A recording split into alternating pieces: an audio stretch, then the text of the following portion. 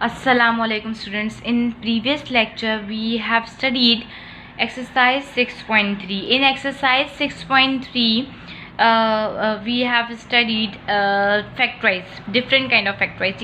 We have taken something common in that, but see that first you have to see that what is the question. The question is factorize. We are going to factorize this term. See, there are three terms in that, x square plus 4x plus 4. ठीक है, there are three terms in that. The rules are there. The number one rule is first we have to take something common. If we not found anything common in that afterwards we have to move towards formula and then midterm break. चलिए हम यहाँ पे चलते हैं. इसमें हमारे पास कोई common आ रहा है, x इसके पास है, इसके पास है, थर्ड टर्म के पास x मौजूद ही नहीं है. एट द सेम लेवल हमारे पास जो है वो कोई ऐसी टर्म नहीं है जो इन सब में कॉमन ना. हमारे पास चार टर्म्स हैं कि हम क्या करें, दो दो का ग्रुप जो हम बना लेते थे. अब इसमें एक चीज़ हमारे पास है कि सेकंड उस पर आते, ये चीज़ फेल हो गई, इसको क्रॉस कर दीजिए. इस पे आते हैं हम फार्मूला पर. Taking having some formula, we have that formula in which we have to combine our terms into factors. देखिए बीच में इनके प्लस माइनस है. इट मीन्स दैट कि ये टर्म्स आपस में जो है वो प्लस माइनस है, प्रोडक्ट की फॉर्म में है. इसमें जो है वो ये प्लस माइनस है और आपस में ये टर्म्स जो है वो प्रोडक्ट की फॉर्म में नहीं है. हमें इनको प्रोडक्ट की फॉर्म में लाना है. तो अगर आप देखें प्रोडक्ट की फॉर्म में लाने के लिए a प्लस बी, मैंने आपको पहले भी बताया था जब हम वो एक्सरसाइज कर रहे थे, 6.2 थी वो एक्सरसाइज जिसमें हम फाइंड द प्रोडक्ट मालूम कर रहे थे. उसमें हमने ये फॉर्मूला पढ़ा था और मैंने ये बताया था कि a प्लस बी का मतलब a प्लस बी नहीं है, इसका मतलब है a plus B multiply by a plus B. ठीक है, a minus B multiply by a minus B, इसका ये मतलब है. सो हमने क्या किया कि हमने इस पे फॉर्मूला पुट किया. ऐसा फॉर्मूला देखिए ना, ये ऐसा फॉर्मूला है जिसने इस पूरी टर्म को क्लोज कर दिया है a प्लस बी के होल स्क्वायर में. देखिए हमारे पास इसमें कॉमन कुछ नहीं आ रहा था, हमने फॉर्मूला लगाया है और फॉर्मूला लगाने से ये हुआ है कि हमने जो है वो इसको जो है वो क्लोज कर दिया है किसमें, प्रोडक्ट की फॉर्म में. इसका मतलब a plus B multiply by a plus B. अगर आप देखिए अब जो मेन काम है हमारा वो ये है कि हमें इससे इसको कंपेयर करना है और कंपेयर करने के बाद इसे इस फॉर्मूला में जो है वो पुट करना है. आप ऐसा सोचें कि इसे हमने एक जो है वो सांचे में पुट करना है, एक फार्मूला में हमने इसे पुट करना है. अब हम इसको देखते हैं, अगर तो ये सेटिस्फाई हो रही है टर्म्स इसके मुताबिक है तो हम इस पर ये फार्मूला अप्लाई करते हैं. सी दैट हमारे पास इसके आंसर में, हमारे पास राइट हैंड साइड के आंसर में लेफ्ट हैंड साइड आती है. ठीक, अब आप देख लीजिए हमारे पास राइट हैंड साइड के आंसर में लेफ्ट हैंड साइड आती है. हमारे पास क्या गिवन है, हमारे पास राइट हैंड साइड गिवन है. हम इसको नहीं देख रहे, इसको देख रहे हैं. फॉर्मूला ये कहता है a स्क्वायर प्लस 2, क्योंकि बीच में प्लस था तो हमने प्लस का फॉर्मूला लिया, प्लस 2ab प्लस b का स्क्वायर. फॉर्मूला ये कह रहे हैं. ठीक, इसके तहत हमारे पास a की जगह x है और b की जगह क्या है, 4 किसका स्क्वायर है. सिंपल बात जो आपको इजी लगेगी वो ये है कि आप देख लीजिए फर्स्ट टर्म और लास्ट टर्म परफेक्ट स्क्वायर हैं कि नहीं. फर्स्ट टर्म और लास्ट टर्म परफेक्ट स्क्वायर अगर हैं तो फिर कोई इशू नहीं है इसमें. फर्स्ट टर्म और लास्ट टर्म परफेक्ट स्क्वायर है तो इसमें हमारे पास कोई इशू नहीं है, इजीली जो है वो फॉर्मूला में पुट हो जाएगा. ठीक है, आपके लेवल पे ऐसा क्वेश्चन नहीं आता कि फर्स्ट टर्म और लास्ट टर्म परफेक्ट स्क्वायर हो और उसके बाद भी वो फॉर्मूला में पुट ना हो. ठीक है, इसलिए हमारे पास जो टर्म है वो लास्ट टर्म है 4. 4 किसका स्क्वायर है, चाहे तो आप इसका रूट ले लें. 4 का रूट क्या होता है, 2. ठीक, यानी कि 4 2 का स्क्वायर है, यानी 2 का स्क्वायर क्या होता है, 4. सही, तो सेकंड टर्म मुझे मिल गई 2. x था, x पर स्क्वायर लगा हुआ है, b जो है वो 2 है, तो बीच में जो टर्म होती है वहाँ पर 2ab होती है. 2 ये रहा ax b2, 2 इंटू 2 4x मिल गई हमें मिड टर्म, यानी कि हमने फॉर्मूला सही पुट किया है. ये हमारे पास ये टर्म्स फार्मूला में पुट हो रहे हैं. अब इसको दोबारा जो कॉमन मिस्टेक मैंने देखी है, एज ए टीचर वो ये देखिए आप इसको दोबारा मल्टीप्लाई करके लिख देते हैं। बेटा ये नहीं करना है, इसको क्लोज करना है, हमने इस फॉर्मूला को यूज़ करना है। और फॉर्मूला को यूज़ करने के लिए हमारे पास जो तरीका है वो ये है कि आप जो है वो फॉर्मूला का रेफरेंस दें। फॉर्मूला का रेफरेंस, अब आप 9 में जाएंगे तो इसके मार्क्स होते हैं, ठीक है। और एज ए टीचर मैं 8 के लेवल पर भी इसके मार्क्स रखती हूँ, ठीक है। अब आप देखिए इस सिचुएशन को, फर्स्ट टर्म है x और लास्ट टर्म है 2, ये गिवन है, इसके आंसर में ये आएगा, ठीक। अगर मैं देखूँ देयरफॉर a की जगह क्या है x और b की जगह है 2, तो मैं यहाँ पे क्या लिखूँगी x + 2 का होल स्क्वायर। इतना सा आंसर है, लेकिन इसको समझने में टाइम लगता है, बहुत टाइम कंज्यूम होता है, क्योंकि आपको समझ नहीं आता तो कि स्टार्ट कहाँ से लें। स्टार्ट आपने वहीं से लेना है। अगर आपने यहाँ से स्टार्ट लिया ना कि कॉमन ले रहे हैं, कॉमन नहीं आ रहा है तो फॉर्मूला यूज़ कर रहे हैं, आप कभी कंफ्यूज नहीं होंगे, ठीक है। ये हमारे पास सिंपल जो है वो सिर्फ इतना सा आंसर है, लेकिन इस आंसर को असल में मिस्टेक क्या होती है, आप यहाँ पे 4 ही लिख देते हैं। कुछ बच्चे 4 क्यों? बेटा first term last term perfect square होते हैं। परफेक्ट स्क्वायर क्या होते हैं, पढ़ना शुरू कीजिए ज़रा। 1 का स्क्वायर 1 होता है, 2 का 4 होता है। 4 किसी का परफेक्ट स्क्वायर है पर 2 किसी का परफेक्ट स्क्वायर नहीं है, ठीक है। इस तरह से हमारे पास ये क्वेश्चन नंबर 2 सॉल्व हो गया। क्वेश्चन नंबर 2 के बाद मैं आपको करवाती हूँ क्वेश्चन नंबर 4, और रीज़न बहुत सिंपल है हमारे पास, क्योंकि क्वेश्चन नंबर 4 में माइनस यूज़ हुआ है। अब आप देखिए, ये आपको डायरेक्ट फार्मूला ही दे दिया गया है, आपको पता है इसका आंसर क्या है। लेकिन अगर आपको डायरेक्ट फार्मूला ही गिवन हो तो रेफरेंस देने के लिए आप क्या यूज़ करेंगे। मैं हर क्वेश्चन में अपने पहले स्टेप से ही चलूँगी, जो कि मेरा पहला स्टेप है वो ये कहता है कि हैविंग समथिंग कॉमन। अगर नहीं है तो मैं सेकंड स्टेप पे मूव करूँगी फार्मूला पे। देख लिया मैंने, इसके पास a है, इसके पास है, इसके पास b नहीं है, इसके पास a नहीं है, तो कोई चीज़ कॉमन नहीं आ सकती। अब मैं जा रही हूँ फार्मूला की तरफ। फार्मूला का अच्छा, फार्मूला के वेरिएबल्स मैंने हमेशा बताया आप बदल सकते हैं, तो मैंने कैपिटल ले लिए। और कैपिटल लेने की ख़ास वजह ये है ताकि ये इससे मिक्स ना हो जाए। ये क्वेश्चन है और ये फार्मूला है। बेटा फार्मूला के वेरिएबल्स आप चेंज कर सकते हैं। ए से लेके जेड तक मेरे पास 26 अल्फ़ाबेट हैं, 26, मैं कोई भी ले सकती हूँ फार्मूला के लिए, ठीक है।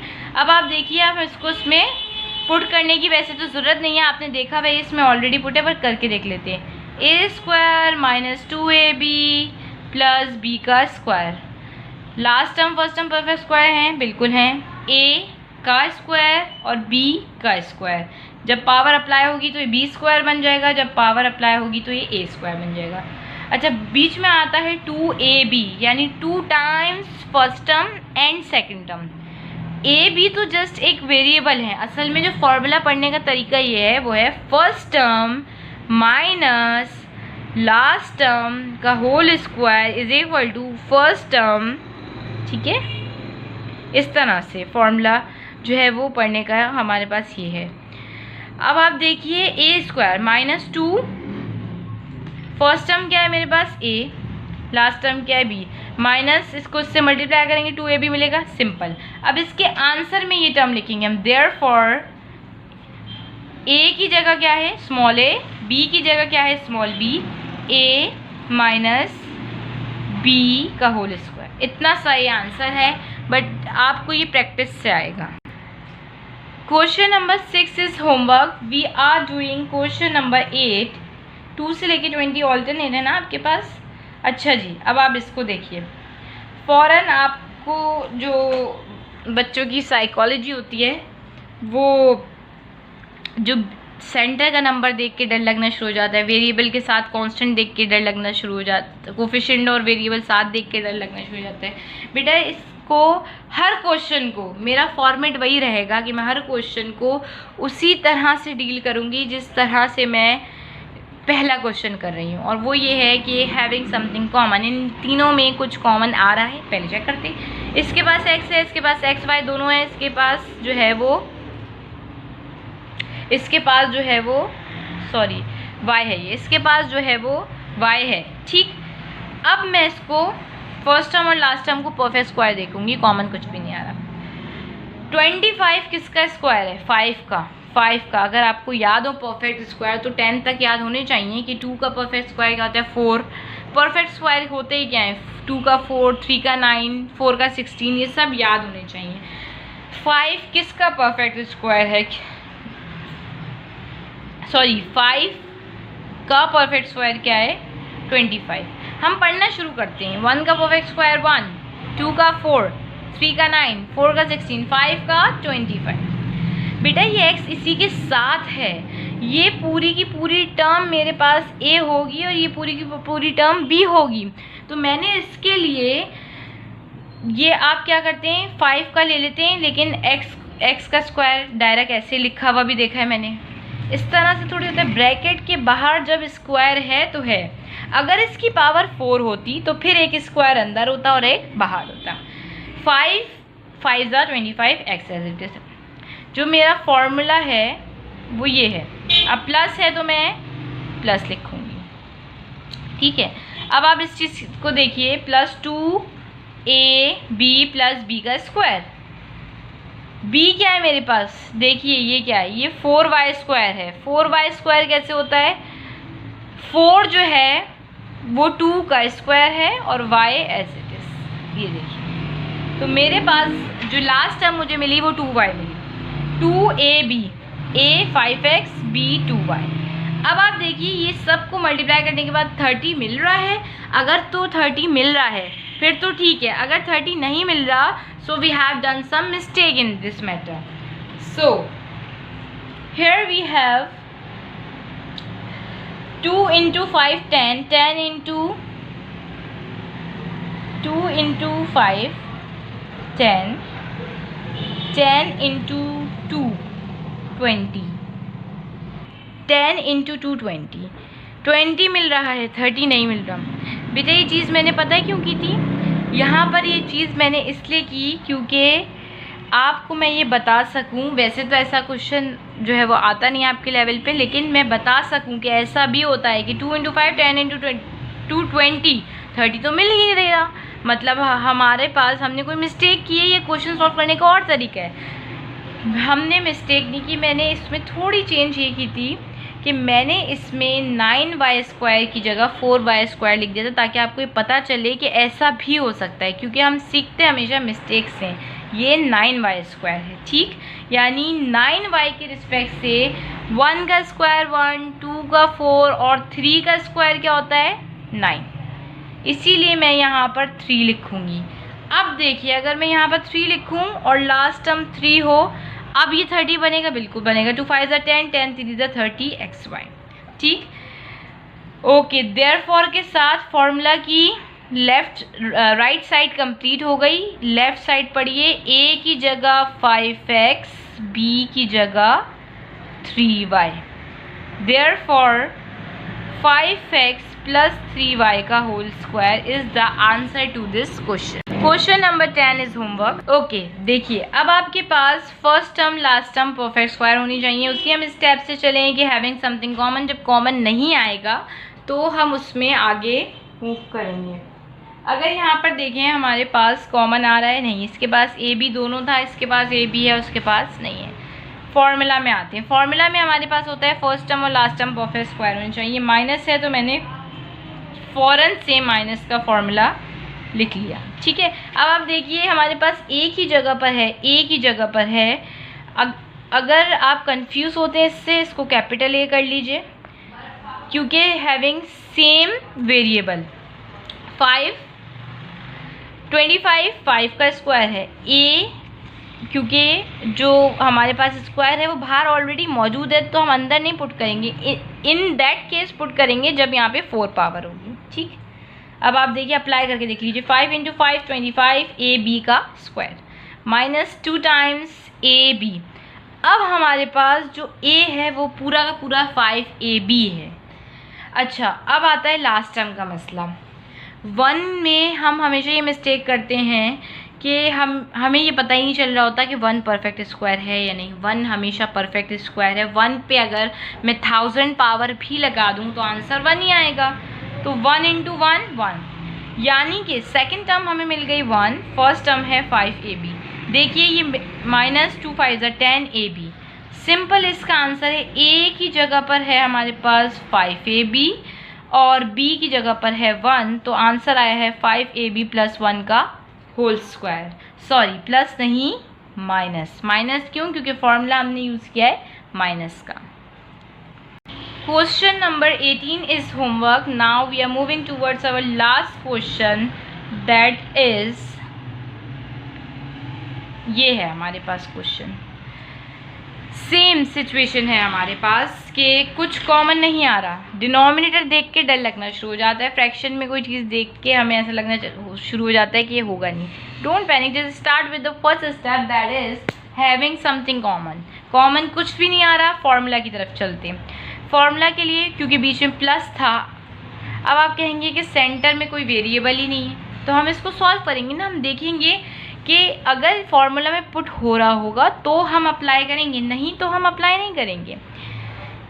ये हमारे पास फॉर्मूला है प्लस का, मैंने लिख दिया।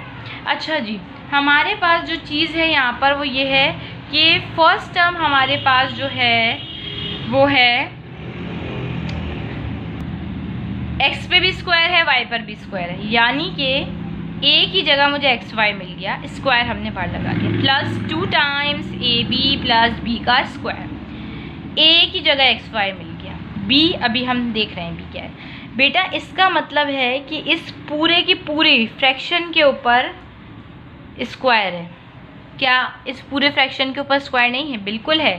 1 के ऊपर जब मैंने स्क्वायर अप्लाई किया तो 1 मिला, और x के ऊपर किया तो x² y² मिल गई मुझे ये टर्म, यानी कि इसकी b की जगह पर आएगा 1/xy, 1/xy। ये टर्म हमारे पास न्यूमरेटर में थी, ये टर्म डिनोमिनेटर में थी, कैंसिल हो गए, क्या मिल गया 2, यानी कि ये इस फॉर्मूला में पुट हो सकता है। ये इसी फॉर्मूला के लिए जो है वो इसमें पुट होने के लिए बना है। अब आप देखिए a की जगह पर मेरे पास xy है और b की जगह पे 1/xy, कैंसिल होके मुझे वही टर्म मिल गई जो हमारे पास सेंटर में मौजूद थी। अगर आपको वो टर्म नहीं मिल रही तो आप कोई ना कोई मिस्टेक कर रहे हैं। आंसर में मेरे पास आता है first term plus last term whole square.